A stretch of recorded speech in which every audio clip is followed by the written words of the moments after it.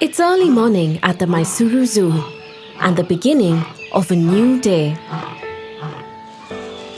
Our zoo is one of the oldest in India and was established in 1892 by the 23rd Maharaja of Mysore, Sri Chama Rajendra Wodeyar.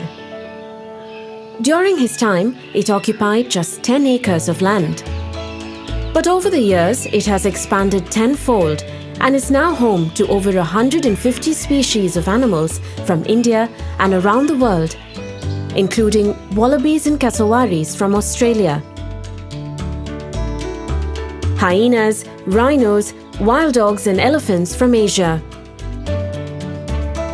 giraffes, zebras, cheetahs and hippos from Africa, and tapirs, jaguars and spectacular birds from South America. This film provides a glimpse of typical events during a day at our zoo. We'll introduce you to some unforgettable characters and even give you a sneak peek behind the scenes. Join us on this expedition and discover why we have been consistently rated as one of the best zoos in Asia.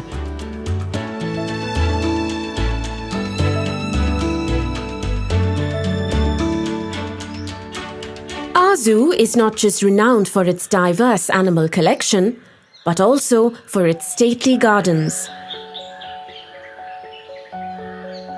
Designed almost a century ago by the eminent German botanist and garden designer G.H. Krumbagel, these expansive grounds are meticulously maintained to this day.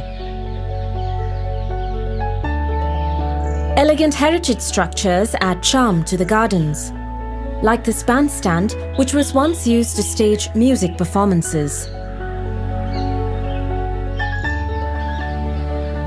Another historical landmark is the Thandi Sadak or Cool Road, which kept the king shaded as he rode in and out of his nearby summer palace.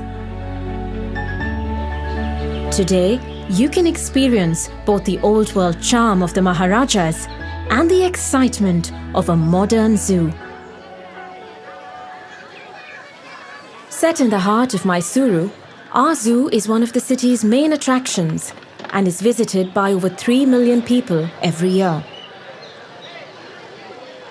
On weekends and holidays, the zoo takes on a bustling carnival-like atmosphere with visitors from everywhere. For many of them, a day at our zoo is their first or closest encounter with the marvels of nature.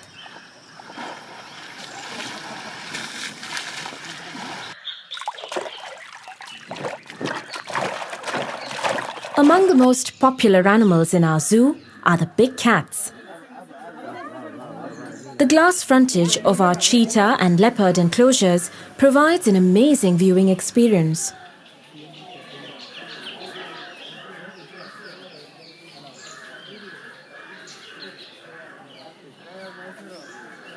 Leopards may be the most agile predators, but their cousins next door are truly awe-inspiring.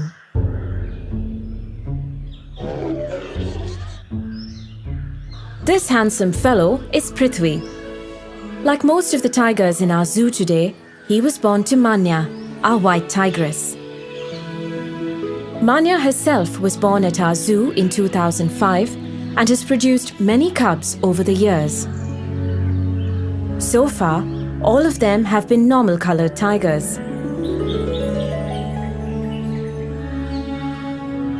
One fact that you may not be aware of is that, unlike in the old days, zoos in India are no longer permitted to capture animals from the wild for exhibition. So to ensure that we always have a variety of animals, we depend on exchange programs with other zoos, as well as captive breeding. Animals born and raised in captivity are well adjusted to zoo life and thrive when provided proper care. This includes spacious enclosures enriched with features that simulate natural habitats.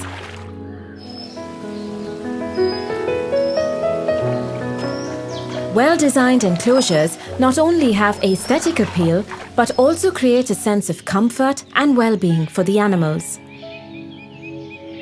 This rock in his enclosure is a habitual vantage point for Darshan, our own Lion King.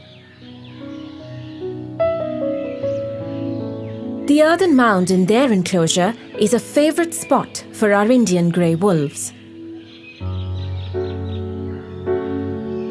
Most of the wolves in this pack were born and raised in our zoo. Here they are at just a few weeks old. Their mother Rani did a great job of raising them to adulthood.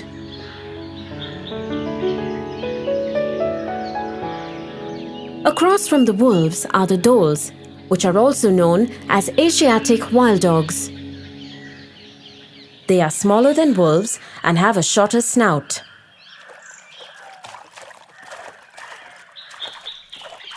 Like wolves, wild dogs also hunt in packs and can easily bring down prey much bigger than themselves, such as the sambar. Sambar are fairly common and widely distributed in India's forests. They are the largest deer in Asia, and a stag can weigh 350 kilos or more. Far heavier than the sambar are the gaur, the largest wild cattle in the world. A bull stands 6 feet at the shoulder and weighs close to a ton. At the other end of the spectrum, we have one of the smallest herbivores in the world, the Indian mouse deer. An adult like this one stands just 13 inches tall and weighs a mere 3 kilos.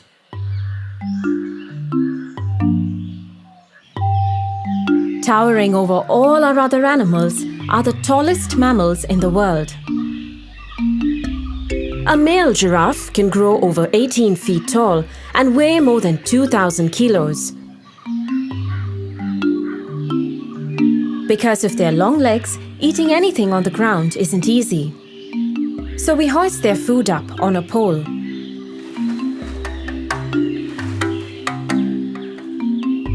A giraffe can extend its tongue by as much as 18 inches. This enables it to pluck leaves high up in the canopy. Most of the giraffes in our collection were born here and continue to breed well. At over 4 tons, the heaviest animal in our zoo is Rambo, our African elephant. Rambo is rarely seen without his faithful sidekick, a yellow-billed egret.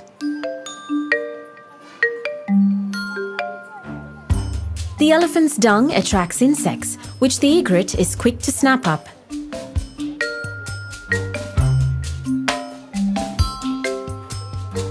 Rambo is now in his mid-20s, and we hope to find him a mate soon.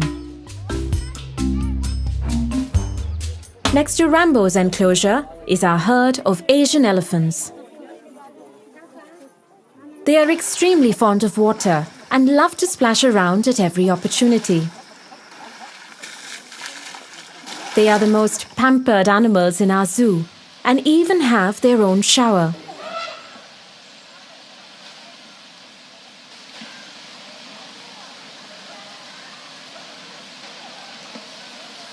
Elephants have enormous appetites and must be fed throughout the day. We give them a combination of cooked food, fruits, vegetables, and grass.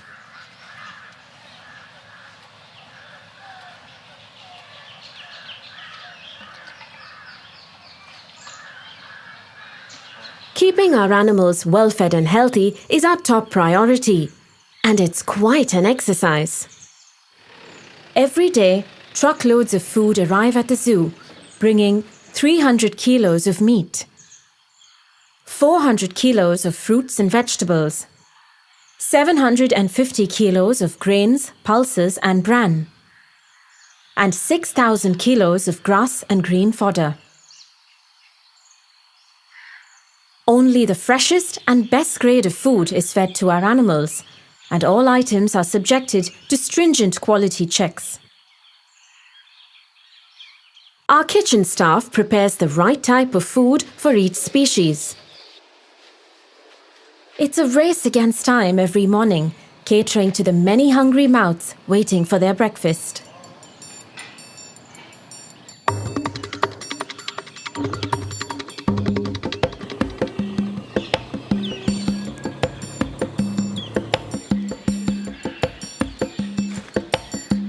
Irrespective of holidays, bad weather, earthquakes or riots, food has to be delivered several times a day to the enclosures.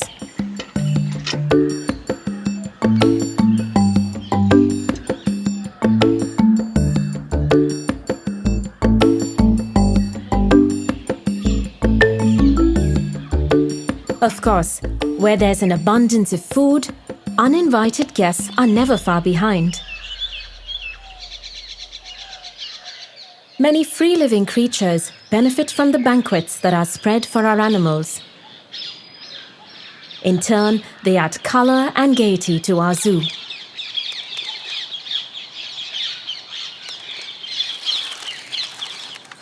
Some of our birds and animals need special food. These scarlet ibis get their bright coloring from the beta-carotene in the food they eat. So to keep them looking beautiful, we include shrimp and grated carrots in their diet.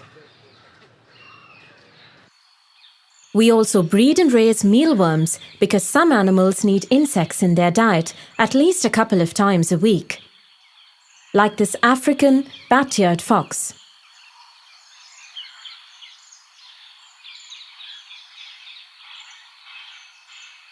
We have several species of crocodilians in our collection, and they are fed fish on alternate weeks.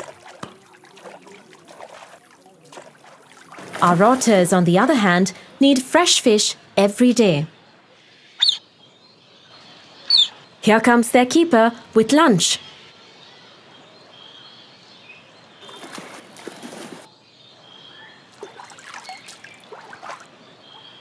Visitors to our zoo might regard the animals they see as just specimens. But to us, each one is a distinct individual with its own personality. Mason, one of our chimpanzees, likes to wave at his admirers like a music conductor. Abi, one of our Asian elephants, loves to make his own straw hat. He'll put it on and take it off several times a day.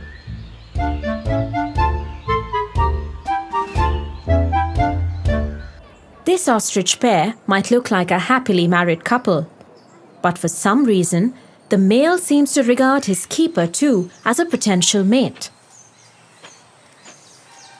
Anytime he's nearby, the male will woo him with an elaborate courtship display.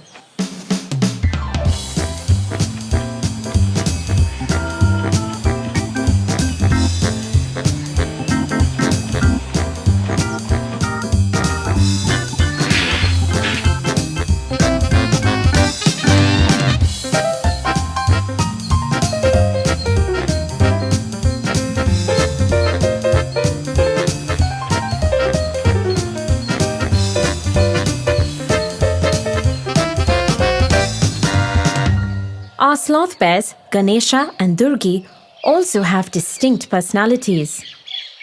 They were raised together as cubs and are very attached to each other. Ganesha is the adventurous one and is always getting up to some mischief. His mate Durgi, on the other hand, likes to take it easy. Whenever Ganesha gets bored, he will cajole the reluctant Durgi into a friendly wrestling match.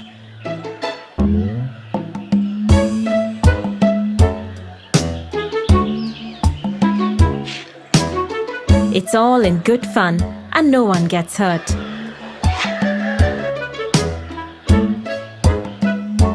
Animals at the zoo can also exhibit a surprising level of intelligence. Using a rock to relieve an itch is nothing unusual. But using a branch as a back scratcher? Now that's clever.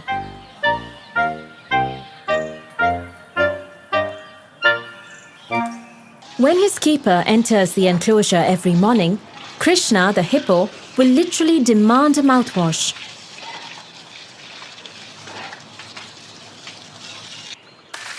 Our male Indian rhino, Virat, knows exactly when it's bath time. He will walk to the bathing area without any prompting and won't leave until he's received a thorough wash.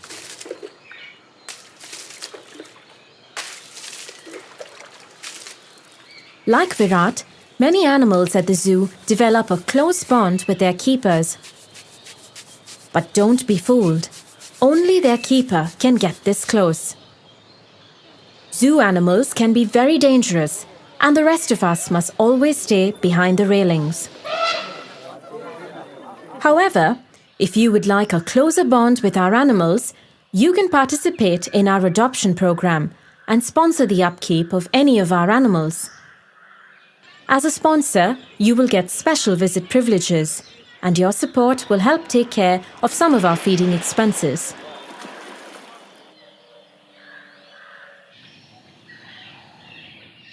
When you see healthy and happy animals at our zoo, it's thanks to the elaborate management protocols we have in place, which are implemented by a staff of nearly 300 people. You may not notice them, but they are everywhere, quietly doing their jobs.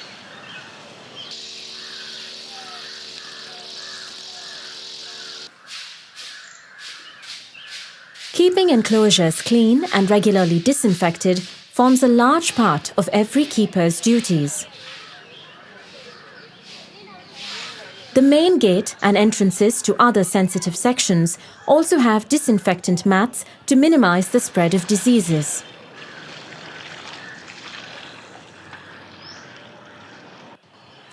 Preventive medicine, too, is a crucial aspect of our animal healthcare routine.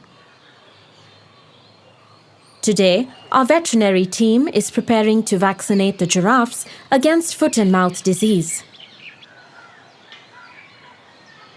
The syringe is loaded into a special gun and then fired into the animal's rump.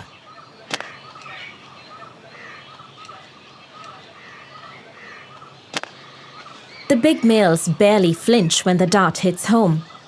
But next door, the females and their young are already nervous.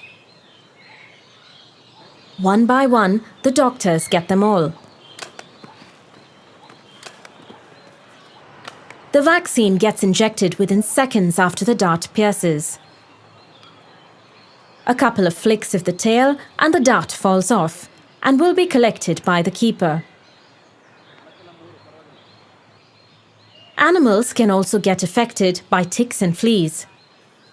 Today, it is the turn of these Barasingha or swamp deer to receive their periodic treatment for ectoparasites. An organic insect repellent is mixed with water and sprayed in the form of a fine mist as the animals gather to feed. Despite all these precautions, however, animals do get sick sometimes and are treated at our zoo hospital. This sloth bear has been tranquilized and brought in for an X-ray and an ultrasound. Once the doctors diagnose the problem, the animal will be treated and closely monitored. The zoo hospital also houses our animal orphanage. This is Chamundi. She was found abandoned in the wild and sent to us when she was just 6 months old. Her keeper feeds her a special milk formula several times a day.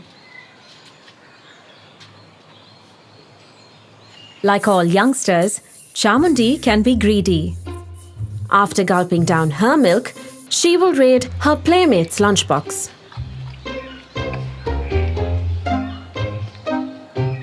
The Gaur calf must eat quickly before Chamundi finishes everything.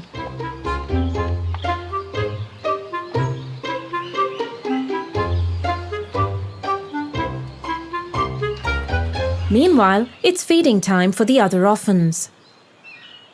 Sometimes, babies born at the zoo are not properly looked after by their mothers and have to be painstakingly hand-raised. These hyena pups are just a few weeks old, but have insatiable appetites. Hey.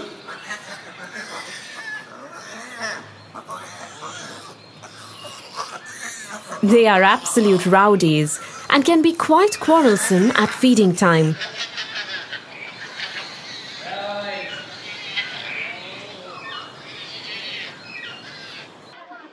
One of our most popular exhibits is our newly redesigned snake house. Here, you can come face to face with the heaviest snake in the world, the green anaconda from South America, or the longest venomous snake, Asia's king cobra. A male like this one can grow to 18 feet in length and raise nearly 1/3 of its body off the ground.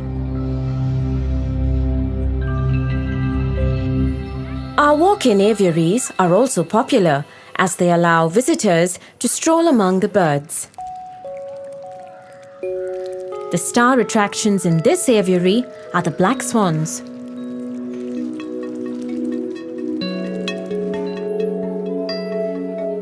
Our zoo has been a great venue for inspiring a love for nature in young minds.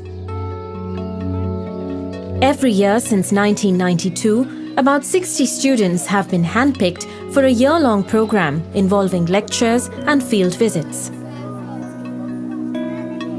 The students are taught various aspects of nature conservation, which we hope will instill a lifelong empathy for the natural world.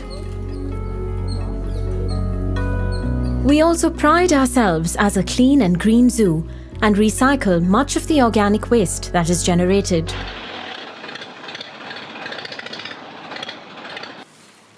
Mega herbivores like rhinos, hippos, and elephants eat vast quantities of food. And of course, what goes in does come out. Our keepers have their work cut out, clearing these mini mountains of dung. We ensure that none of this waste goes to waste. From the pens, herbivore dung is sent to our vermicomposting yard, where it is slowly converted to a rich natural fertilizer that keeps our gardens lush and lovely. The best time to visit our zoo is in the morning or the evening, when animals are at their most active. From entry to exit, the pathway through the zoo is 3.2 kilometers, which you can cover in just a couple of hours. But we recommend that you take it slowly to get the most out of your trip. But do avoid the middle of the day if you can, as it's a time when most animals rest.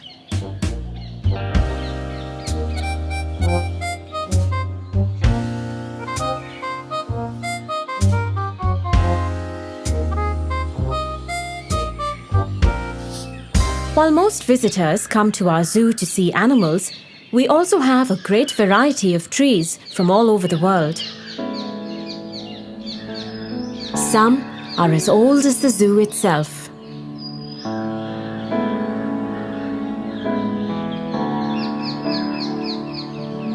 For over a century, these grounds with their magnificent trees and animals have been an important part of Mysuru's rich heritage. It has been our constant endeavour to provide the best conditions for our animals and to ensure that visitors have a memorable day at our zoo. We are immensely proud that what started as a Maharaja's private menagerie has evolved into a vibrant and dynamic public institution. With your continued support, we hope to make Mysuru Zoo even better in the years to come.